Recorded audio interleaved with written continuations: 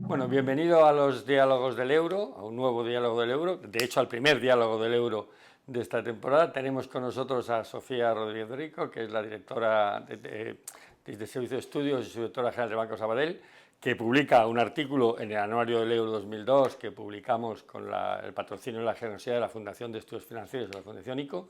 Gracias, Sofía, por estar con nosotros y vamos a discutir de política monetaria. Lo siento, pero es el tema de moda. Inflación y política monetaria. En el artículo del anuario tú presentas el estado de la cuestión a la fecha. De diciembre aquí a marzo, abril, la situación de inflación, ¿cómo ha cambiado en tu opinión? Y sobre todo, ¿cómo ha cambiado la permanencia o la duración de este brote inflacionista? Bueno, pues realmente lo que hemos seguido viendo a partir de diciembre es que las cifras han hecho nuevos máximos, tanto en precios al consumo, pero también en precios de producción. Se mantiene con severidad el shock de energía en Europa, y lo que estamos viendo cada vez más es que el porcentaje de productos en la cesta de consumo que tienen crecimientos por encima del 2% se está haciendo más amplio, es decir, bueno, pues se están extendiendo un poco de alguna forma las presiones de precios. Además, en cuanto a los motivos por los cuales hay estas distorsiones tan severas de precios, pues la verdad es que pues no hay buenas noticias, ¿no? Porque con todo lo que tiene que ver con China, con la política COVID-0, con disrupciones en cadenas de producción globales, etcétera, estamos viendo que precisamente en el mes de marzo, en abril, estamos en pico pues en problemas en traslado de mercancías a nivel global, cierres de puertos allí, etcétera. De forma que yo diría que seguimos viendo máximos en precios, siguen sorprendiendo a las expectativas de mercado, siguen marcando cotas históricas, y la novedad es que, bueno, a medida que esto se mantiene en el tiempo, estamos viendo un poquito más de prevalencia a través de bienes. Y que no hay buenas noticias en el horizonte en el corto plazo, porque los shocks, tanto en COVID como con el tema de la energía, sí que no. Claro, y en este escenario viene la guerra de Ucrania, la invasión de Ucrania por parte de Rusia, que complica evidentemente el escenario de precios de energía, de metales, de commodities, de alimentos, y que viene a generalizar esto que tú llamabas la generalización de las tensiones de precios mucho más allá de la energía, ¿no? Y genera una situación inflacionista que a la vez también afecta al crecimiento esperado de la economía española y la economía europea, ¿no? En ese contexto, ¿cuál crees tú que debería ser la respuesta política monetaria ante una situación de inflación más persistente y más duradera de lo que esperábamos hace 6 meses o hace 3, cuando escribía este artículo, y sin embargo un contexto de economía de crecimiento también menor del que probablemente anticipábamos por las razones que tú has apuntado: COVID, cadena de suministros, política china, Ucrania, etcétera, ¿no? Hombre, yo creo que lo que ha habido clarísimamente es un cambio muy fuerte en las expectativas respecto a los bancos centrales en los últimos meses. O sea, no es que todo esto que ha pasado no haya venido acompañado de un cambio, de un giro de los bancos centrales, que lo están haciendo, y de hecho pues el Banco de England ya ha subido 3 veces, la Reserva Federal ha subido 1 vez, y desde luego el giro en el discurso está también desde un punto de vista de BCE, ¿no?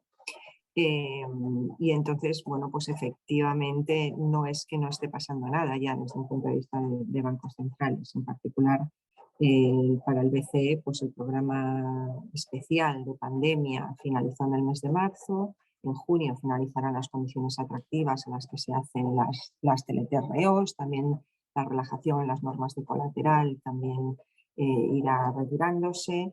Bueno, y al final están hablando de que el QE terminará en el tercer trimestre del 22, ¿no? De forma que yo creo que sí ha habido una respuesta de los bancos centrales de todos, también en el caso particular del BCE. Empieza a aumentar el número de economistas, si me permite ser un poco más crítica, un poco más crítico, el número de economistas tanto en Estados Unidos como en Europa que piensan que los bancos centrales están quedando atrás de la curva, ¿no? que están siendo demasiado condescendientes o complacientes con el brote inflacionista. En Estados Unidos, economistas de corte claramente keynesiano, como el propio Larry Summers o incluso Oliver Blanchard empiezan a preocuparse de esa situación. En el caso europeo también son cada vez más los economistas que le piden al Banco Central Europeo una actitud más decidida en respecto a los tipos. En la reunión de marzo, en mi opinión, esta es una opinión muy personal, me dio la impresión que el BCE estaba esperando las elecciones francesas. Estaba ganando tiempo, porque claro, aquí el elefante en la habitación son las elecciones francesas. Son elecciones francesas, y para bien. ¿Qué se puede esperar? ¿O qué piensas tú, digamos, de lo que podemos esperar del Banco Central Europeo? En términos de política monetaria, tanto en términos de tipos como en la otra preocupación que sí ha manifestado crecientemente y que tú y yo hemos discutido muchas veces fuera del micrófono, de fragmentación financiera. Y bueno, al final, ahora mismo, la verdad es que ha habido una respuesta tan intensa en los mercados de capitales a estas cifras de inflación y a este giro de los bancos centrales, que lo que está descontando en los mercados es bastante agresivo si lo comparamos con la última vez que hubo funcionamiento de los bancos centrales, ¿no? Porque, bueno, pues para la Reserva Federal, por ejemplo, hay descontadas subidas en todas las reuniones y en un par de ellas de este año, en las que quedan, en un par de ellas 50 puntos básicos, y para el BCE, lo miraba esta mañana, hay 3 subidas de 25 puntos básicos descontadas ya en este año. Que es contraria a la posición que el BCE públicamente mantiene. Y de hecho, últimamente el BCE estaba diciendo como que el mercado está, entre comillas, sobreexcitado, ¿no? Bueno, porque al final yo creo que también es importante recordar, y en ese sentido hay un punto ahí, que lo que decía, o sea, que no solo puedes mirar los tipos de interés como mecanismo para controlar la inflación, sino que toda la política de balance acompaña y que está siendo bastante agresiva, mucho más agresiva también en el caso de la Reserva Federal, por ejemplo, que la última vez, o sea, en la medida en la que ya estás desmontando en muy poco tiempo muchos programas de compra de activos y muchos otros programas de impulso al crédito, por ejemplo, con las TLTROs, etcétera. Bueno, que lo que hay que analizar es un poco el impacto conjunto. También hay que tener en cuenta que los mercados de capitales son globales y que las condiciones de financiación del mercado de capitales no vienen solo inducidas por el Banco Central Europeo. Entonces, el tensionamiento que al final se produzca también va a tener que ver con que están girando todos los bancos centrales grandes a la vez y hay un tensionamiento ahí potencial en el mercado de capitales. Y luego está toda la discusión de cómo afecta al crédito, cómo afecta al canal bancario, a toda la necesidad de activos líquidos en balance bancario. Bueno, en definitiva, que yo creo que hay bastantes subidas contempladas y que probablemente olvidan que además está habiendo un tensionamiento vía balances que puede acabar repercutiendo en el mercado de capitales. Hay que analizar todo de forma conjunta. Sí, ahí haces un punto importante, ¿no? Porque es verdad que los mercados y sobre todo los analistas y la opinión pública está como muy focalizada en el tema de los tipos de interés, haya o no subidas, cuando tú lo que estás diciendo, y es un argumento importante y sobre todo que afecta mucho al tema europeo, que hay el endurecimiento general de las condiciones monetarias derivados fundamentalmente de que se termina el programa especial de pandemia y por lo tanto la compra discrecional de bonos públicos y que eso dificulta, va a crear posibles tensiones de diferenciales, de los famosos spreads, ¿no? De fragmentación financiera en Europa, pero también has mencionado otro tema que es verdad que se habla muy poco y que me gustaría que elaborase sobre estos dos puntos, que es el tema de las TLTROs y el fin, parece anunciado en junio, de las condiciones de financiación, digamos, favorable o particularmente generalizadas para la banca europea, ¿no? Esas dos situaciones parece que el Banco Central le va a poner el límite, ¿no? Por eso que al final hay mucho foco, por ejemplo, en todo lo que es el quantitative tightening en Estados Unidos con la Fed o el Bank of England, ¿no? En términos de cuánto van a dejar vencer de la deuda que tienen en balance, los activos que tienen en balance, incluso cuánto van a vender activamente. Parece que el BCE no está haciendo nada, pero vía TLTROs el BCE gestiona pasivamente el balance. Al final serán las entidades financieras las que decidan cuánta liquidez devolver de esa que tenían tomada con TLTROs a tipos más baratos, de forma que también habrá una caída de balance en el caso del Banco Central en el caso europeo, más el final de las compras del PEP, más el final de las compras de QE en el tercer trimestre.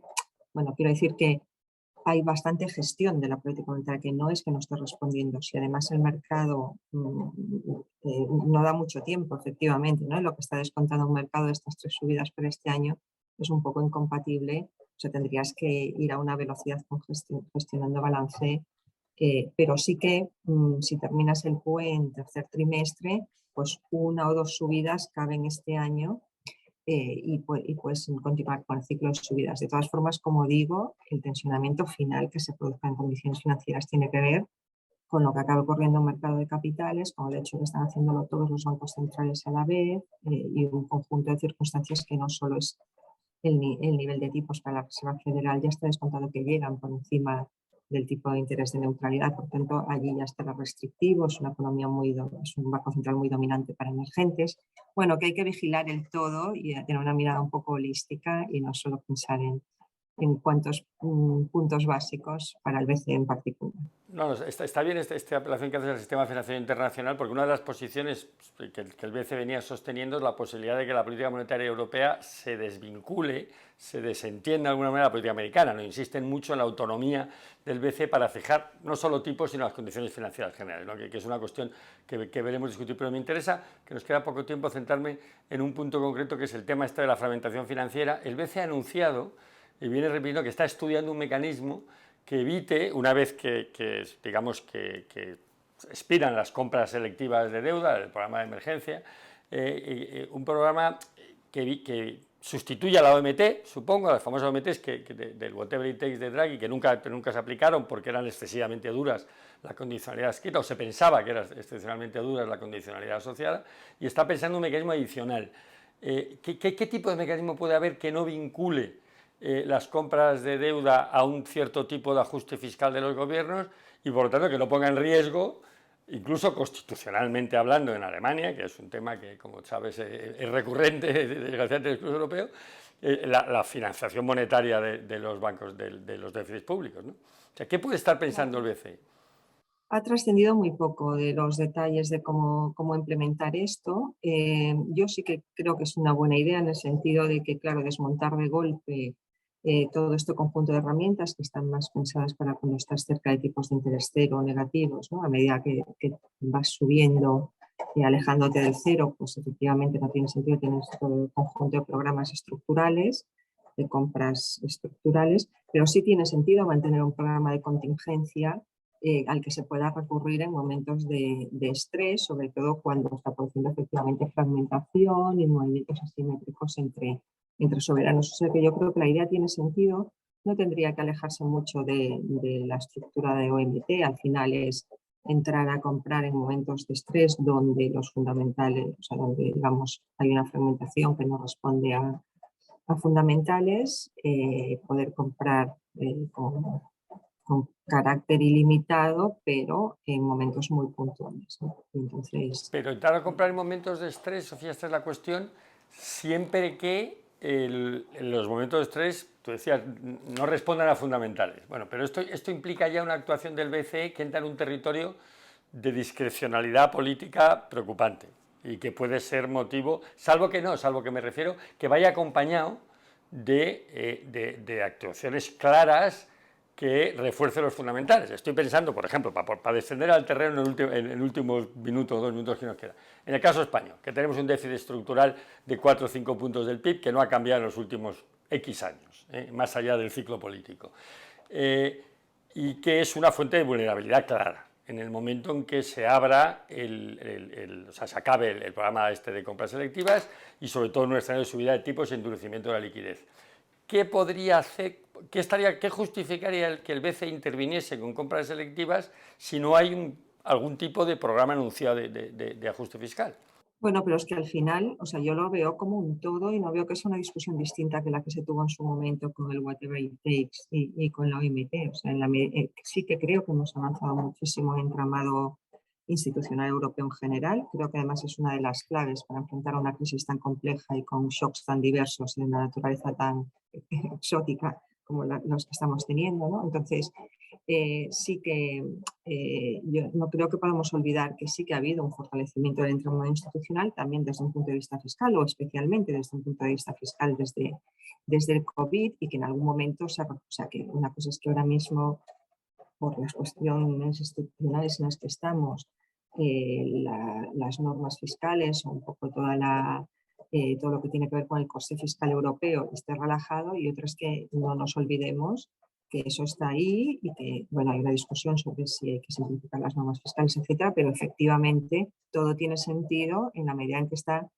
enmarcado, o sea, digamos, este diseño de política monetaria tiene sentido en la medida en que esté enmarcado en un buen diseño de marco fiscal europeo, en un buen diseño de política macroprudencial, que todas las instituciones tengan mandatos bien definidos, herramientas. Y un avance claro, Sofía, en completar la unión monetaria, ¿no? Porque los dos eslabones perdidos, de los que ha habido muy poco avance, son el seguro europeo de depósitos y el tema del activo europeo seguro, ¿no? Que son los dos elementos que permitirían que la fragmentación financiera tuviese menos sentido o fuese menos un peligro potencial. Y en eso tampoco se ha avanzado. Y no parece que sea posible políticamente un avance, ¿no? Con lo cual, de alguna manera, y no quiero acabar en un tono muy negativo. Bueno, sí, yo creo que sí que hemos avanzado, o sea, al revés. Pienso que con todo de la mano de los fondos Next Generation EU, o sea, sí que hemos hecho un avance. O sea, lo importante efectivamente es que la lógica es esta, ¿no? Que debemos seguir avanzando en completar el entramado institucional, completar las herramientas de las que disponen las distintas autoridades, que los mandatos estén bien definidos, que sean complementarios, que tengan herramientas eficaces y suficientes, y que al final del día tengamos, o sea, que no tiene sentido efectivamente avanzar y sofisticar el mandato de una institución como el Banco Central Europeo si descuidáramos las otras.